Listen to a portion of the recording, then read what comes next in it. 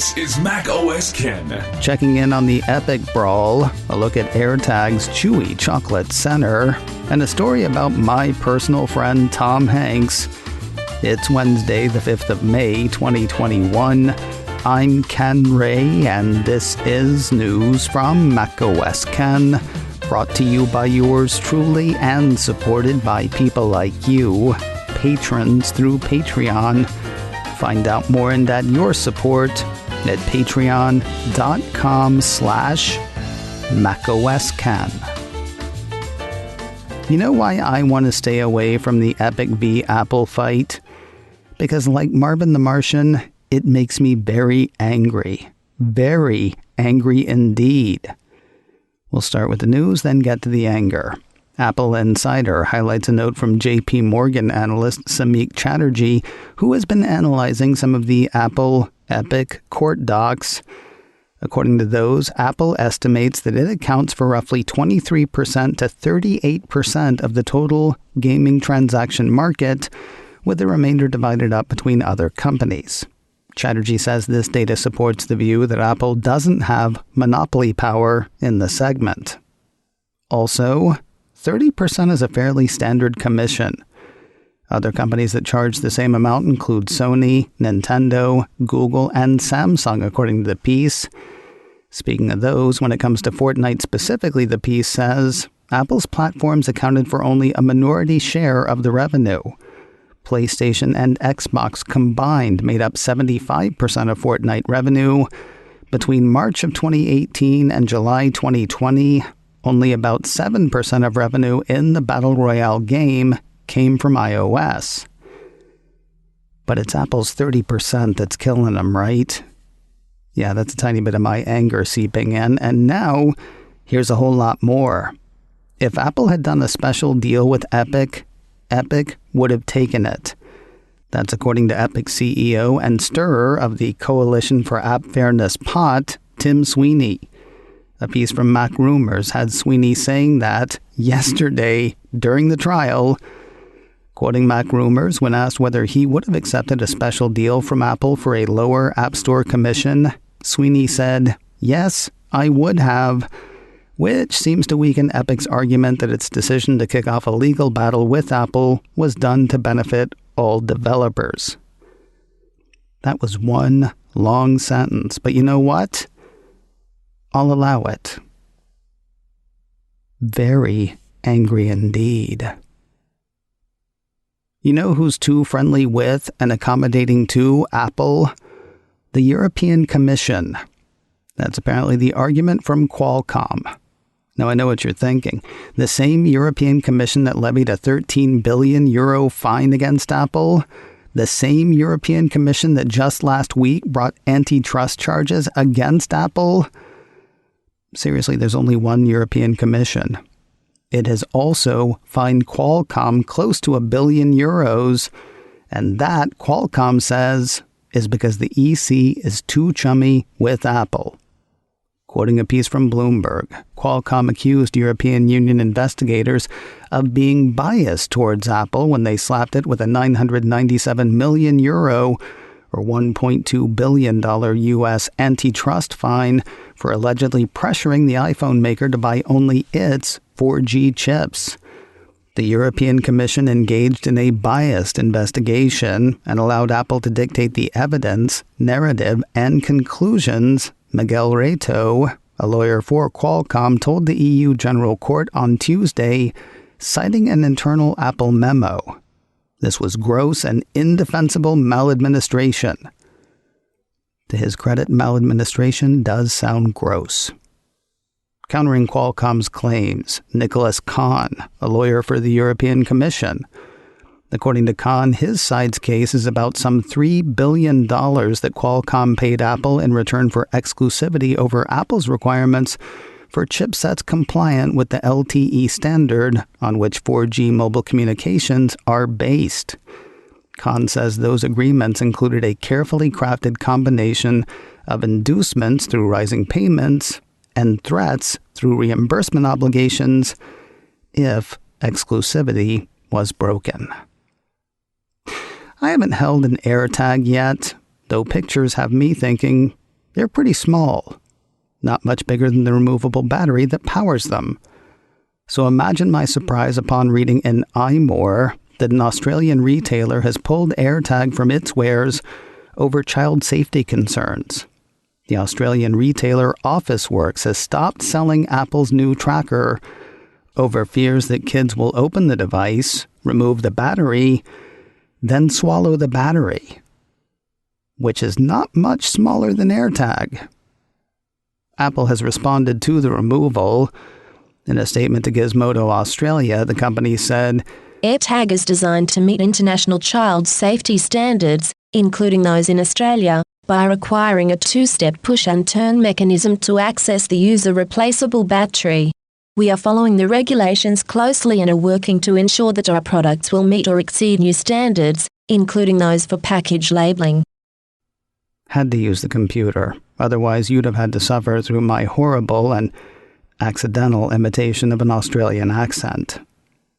What I'm wondering is, when a kid inevitably swallows one of these, and never mind, that's almost as gross as maladministration. More Apple components may have a Made in the USA tag soon. Well, in the next few years, and it won't really be a tag so much as tiny etched letters that you can't see with the human eye. Let me start again. Reuters says TSMC is planning 6 chip fabs in Arizona. That's the one they've already announced for 2024, plus 5 more. iMore highlights the report, which has 3 people of the anonymous variety saying that up to 5 additional fabs for Arizona are being planned. The initial fab is relatively modest by industry standards, the piece continues, with a planned output of 20,000 wafers every month using the company's most sophisticated 5-nanometer semiconductor manufacturing technology. Those 20,000 wafers, by the way, each contain thousands of chips, according to the report. Honestly, there's not a lot more to this story, and if we weren't in the middle of a global chip shortage, I'd probably ignore it. But we are, so I'm not. Questions left unanswered by the report. What process, 7, 5, or the upcoming 3-nanometer process the fabs will employ, how many chips the fabs are aiming for, and when the 5 additional fabs will go online. To those questions, 1 or 2 nameless so-and-sos give partial answers. Quoting iMore, one source said it was impossible to give a time frame, but that the U.S. government had requested the move and that TSMC was internally planning to build up to 6 fabs. One person said the plan was to build 6 over the next 3 years. Another update against this week's 0 days. We led off yesterday with news of updates for almost everything Apple makes. Those were to patch a couple of WebKit vulnerabilities that, who knows, were maybe being exploited in the wild. While Monday saw a slew of fixes, there's always room for more. To that end, 9 to 5 Mac says Apple on Tuesday released Safari 14.1. This was meant to patch these same WebKit vulnerabilities for macOS Catalina and macOS Mojave. If you're rocking those operating systems, clock this update. 9 to 5 Mac says you can update Safari by going to the Software Update menu in the System Preferences app on your Mac. What do Kenya, Nigeria, Peru, and Sweden have in common? Prices are changing for their respective iOS app stores. Another piece from 9 to 5 Mac says the Cupertino company announced the changes Monday, with the adjustments driven by new taxes in some regions and currency fluctuations in others.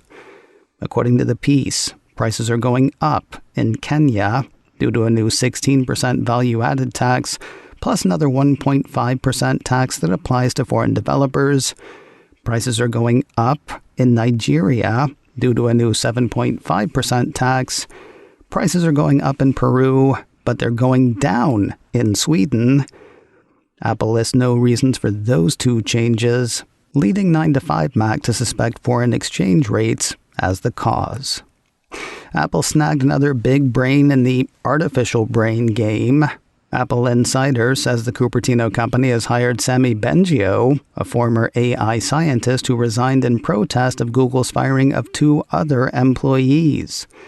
Late last year and early this year, the search giant fired 2 co-founders of its ethical AI team. The report says they had expressed concerns about Google's workplace diversity and research review approach. According to Apple Insider, Bengio voiced support for his 2 former colleagues and was the highest-ranking Googler to exit the company amidst the fallout. His new business cards won't show him going far, trading a Google lanyard for one with an apple on it. The piece says Bengio is expected to lead a new AI research unit at Apple. The new team will report to John Giannandrea, Apple's Senior VP of Machine Learning and AI Strategy. Also a Google alum. Small world. We'll wrap the day with 3 stories of Apple TV+. First, America's dad and my personal friend Tom Hanks is headed back to the Cupertino streamer. To be clear, when I say personal friend, it would be more accurate to say guy I embarrassed myself talking to one time. Still, he was friendly, so I'm going to count it. Anyway, my longtime, dear, and personal friend Tom Hanks is headed back to Apple TV+. Deadline ran a piece Monday saying that Apple's premium streaming channel has picked up the rights to the science fiction film Finch. I want to read you the description, though, having read it, I kind of wish I hadn't. That's not to say I'm not excited about it. I actually am. I just wish I knew less about it than I do. Here's what I'll tell you. It involves a guy, a dog, and a robot. You can guess which one Tom Hanks plays. I told him I thought he could play the dog, but you know Tom Hanks. Not as well as I do, of course. We're personal friends. It's hard to tell for certain, but it sounds like this one's already in the can. Still won't see it for a while. Deadline says it's not likely to hit until late in the year, slotting in around award season. A qualifying theatrical release is also expected because, did I mention, award season. I think I've got a shot at the +1 this year. Remember that mental wellness series Prince Harry and Oprah Winfrey were supposed to be working on for Apple TV+? Yeah, it looks like we're finally going to see it. Well, it's finally going to be available to watch. The Mac Observer highlights a report from The Independent out of the UK. According to that, Oprah was on the Drew Barrymore show with psychiatrist Dr. Bruce D. Perry. There, the Queen of all media said, "I want to just say that Dr. Perry and I have also, for the past 2 years, along with Prince Harry and Apple, we've been working on this mental health series that's coming out in May on Apple." And finally today, more plaudits for a pair of Apple TV Plus programs, or potential plaudits perhaps. Apple Insider says 2 of the streamer's series have been nominated for Peabody Awards, those being the kids show Stillwater and the surprise sitcom that keeps surprising, Ted Lasso. If you're not hip to the Peabody, the piece explains, the Peabody Awards recognizes programming that encourages empathy and expands the audience's knowledge of the world. The 2 Apple TV Plus shows were selected from a field of over 1,300 entries submitted for the awards, with winners to be announced during a virtual event in June. This would not be the first of these awards for Apple. The Apple TV Plus series Dickinson was one of 10 winners last year in the entertainment category. macOS Ken, brought to you by me and supported by people like you, patrons through Patreon. Find out more and add your support at patreon.com/macOSKen. Advertising handled by Backbeat Media, online at backbeatmedia.com. You can reach me a couple of ways. Info at macosken.com or call 716-780-4080. Until next time, That is news from macOS Ken. I'm Ken Ray.